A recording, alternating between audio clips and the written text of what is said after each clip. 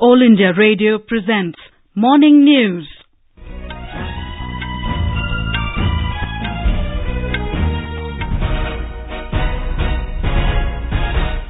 Good morning, I am Tanvi Taneja. The headlines. Prime Minister Narendra Modi to launch several development projects in Kerala and Odisha today. Act providing 10% reservation in jobs and educational institutions to economically weaker sections of general category comes into force. World's largest religious and cultural human congregation, Kumbh Mela, begins at Prayagraj in Uttar Pradesh. Festival of Harvest, Makar Sankranti, being celebrated in different parts of the country today. A two-day Global Aviation Summit begins today in Mumbai. And in cricket, second ODI between India and Australia to be played in Adelaide this morning. Prime Minister Narendra Modi will visit Kerala and Odisha today. Mr. Modi will reach Thiruvananthapuram and attend a function at Kollam to inaugurate a 13-kilometre bypass connecting a stretch from Mevaram to Kavanad. Chief Minister Pinarayi Vijayan will also attend the function. Later, the Prime Minister will address a public meeting at Ashramam ground in Kollam. Mr. Modi will also offer prayers at the famous Sri Padmanabha Swami Temple in Thiruvananthapuram. He will commission several developmental projects undertaken in the temple complex under the Swadeshi Darshan scheme. More from our correspondent. Prime Minister Narendra Modi will reach Kerala around 4 p.m. today. He will inaugurate the 13-kilometre-long Kollam bypass. The bypass will ease traffic flow from Thiruvananthapuram to the rest of the state through Kollam. Constructed at a cost of Rs 352 crores, it includes 3 bridges over Adelaide Lake. In Thiruvananthapuram, Sri Narendra Modi will visit Padmanabha Swami Temple and unveil a plaque to mark the launch of visitors' facilities under the Swadeshi Darshan program. Tight security arrangements and traffic restrictions are in place in view of the Prime Minister's visit. This is Rashmi, All India Radio, Thiruvananthapuram. The Prime Minister will also visit Balangir in Odisha to dedicate several development projects. Mr. Modi will dedicate multimodal logistics park Jharsuguda and inaugurate a new railway line from Balangir to Bichupalli. An official release said the Prime Minister will also lay foundation stone for Kendriya Vidyalaya building at Sonpur. Our correspondent has filed this report. Prime Minister Narendra Modi today on his third visit, he is going to lay foundation stone for various projects and dedicate projects from Balangir for Odisha worth 1,545 crore rupees. Prime Minister has visited Odisha twice in the past 1 month. On his first visit at Khordha, he launched various Government of India projects for Odisha worth of 14,523 crore rupees. In his second visit on 5th January, he inaugurated and laid foundation stone worth of 4,733 crore rupees for different projects in Odisha. Sudhanshu Dada, AIR, Balangir. The Act providing 10% reservation in government jobs and educational institutions to economically weaker sections of the general category has come into effect. The government notified 14th January as the date from which the provisions of the Constitution 103rd Amendment Act 2019 will be effective. President Ramnath Kovind had given his assent to the Act on Saturday. The Act amends Articles 15 and 16 of the Constitution by adding a clause which allows states to make special provision for the advancement of any economically weaker sections of general category. Gujarat has become the first state to implement the centre's historic decision to provide 10% reservation in government jobs and educational institutions to the economically weaker sections of the general category. The new reservation rules came into force from midnight last night. In an official statement, State Chief Minister Vijay Rupani said the decision has been taken for social equanimity. The official release said that this 10% quota for the economically weaker class will be over and above the existing 49% quota for scheduled castes, scheduled tribes and other backward classes. A two-day Global Aviation Summit 2019 will take off in Mumbai today. Union Civil Aviation Minister Suresh Prabhu said this will be the first of its kind event in the world with participation from more than 86 countries. Addressing a press conference in Mumbai yesterday, Mr. Prabhu said India is among the fastest growing aviation sector. He said the Vision 2040 for the aviation sector and the air cargo policy will also be unveiled during the summit. The Global Aviation Summit with the theme Flying for All, especially the next 6 billion, is being organized by Ministry of Civil Aviation in association with FICCI. The summit offers stakeholders an opportunity to explore, deliberate and understand how technology-driven innovations will change air travel in the decades to come. Minister of State for Civil Aviation, Jayant Sinha, Chairman of Airports Authority of India, Guru Prasad Mohapatra, DGCA DG B.S. Bhullar and Maharashtra Chief Minister Devendra Fadnavis will address the summit. This is All India Radio giving you the news. For quick news updates round the clock, follow us on our Twitter handle at AIR News Alerts. You can also log on to our website newsonair.nic.in. The world's largest religious and cultural human congregation, Kumbh Mela, began at Prayagraj in Uttar Pradesh this morning on the occasion of Makar Sankranti. As per the traditions, Kumbh 2019 began with the Shahi Snan of various akhadas at Sangam, the confluence of Ganga, Yamuna and Saraswati rivers. More than 12 crore people are expected to take part in the event spread over the next 50 days. Mela officer Vijay Kiran Anand said around 1 crore 25 lakh devotees are likely to take holy dip today itself. 21 Snan Ghats have been set up at the Sangam. Special arrangements have been made for women devotees. A modern integrated command and control center has been set up for 24-hour monitoring through 1,400 CCTV cameras. Our correspondent has filed this report.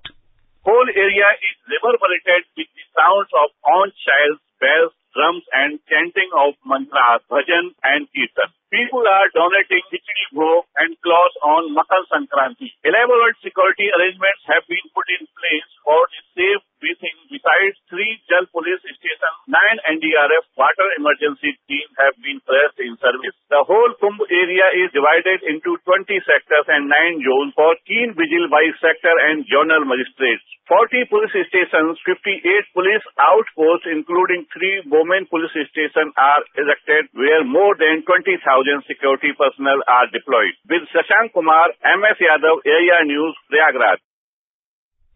Prime Minister Narendra Modi has extended his best wishes on the occasion of Kumbh Mela.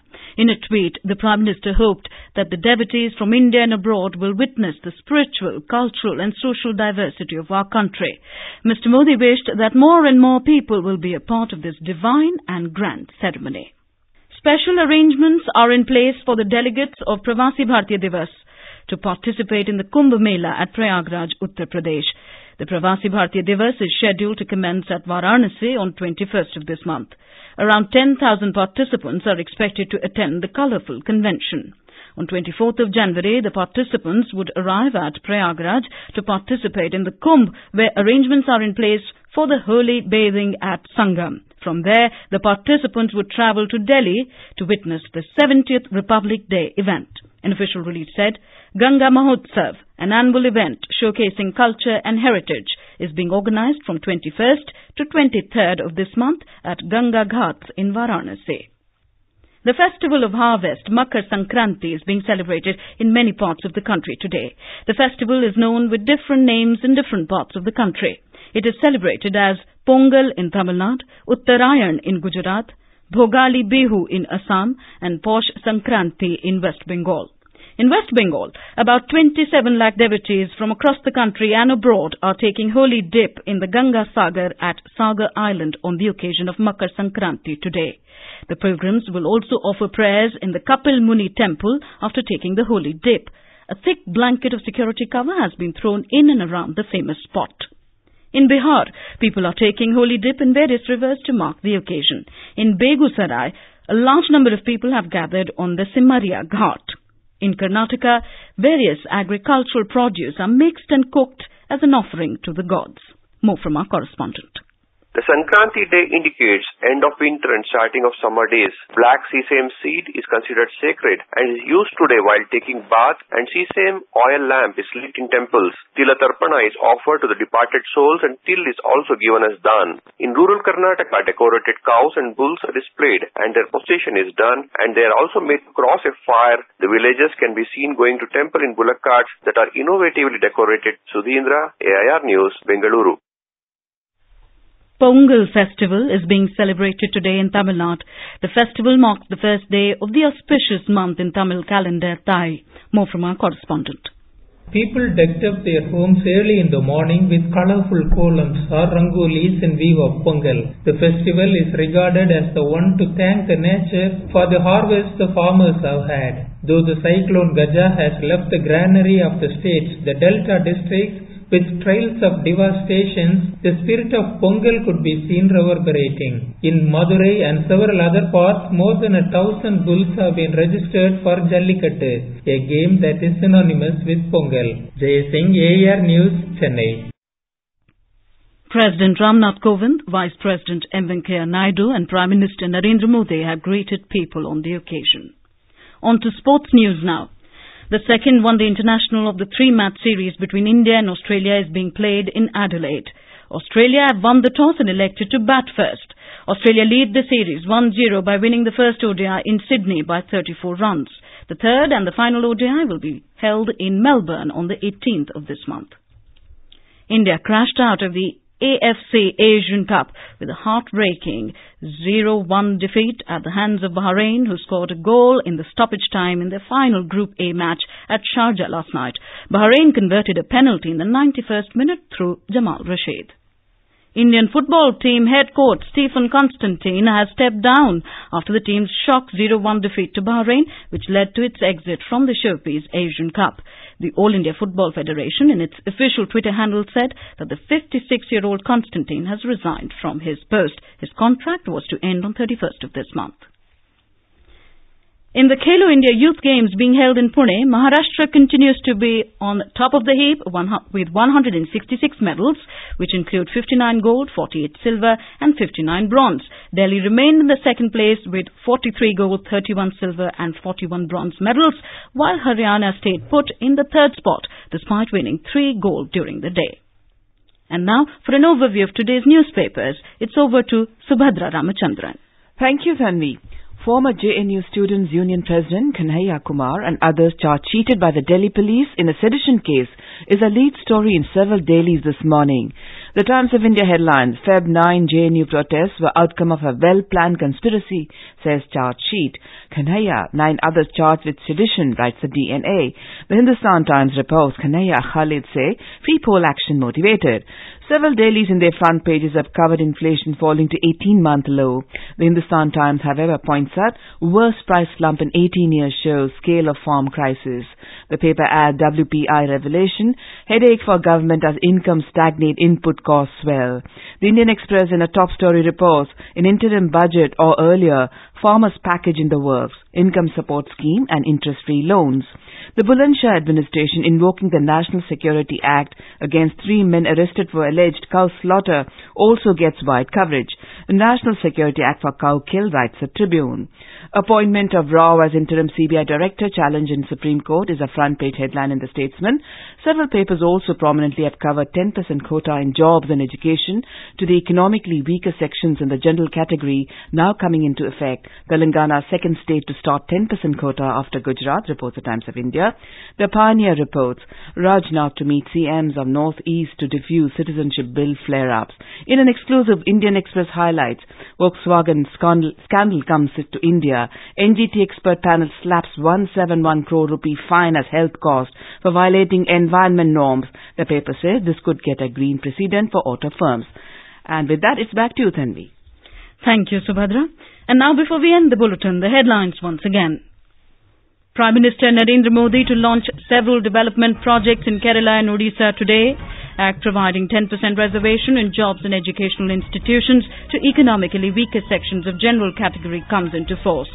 World's largest religious and cultural human congregation, Kumbh Mela, begins at Prayagraj in Uttar Pradesh. Festival of Harvest, Makar Sankranti, being celebrated in different parts of the country today. A 2-day Global Aviation Summit begins today in Mumbai. And in cricket, second ODI between India and Australia to be played in Adelaide this morning. And with that, we end the morning news. Have a nice day.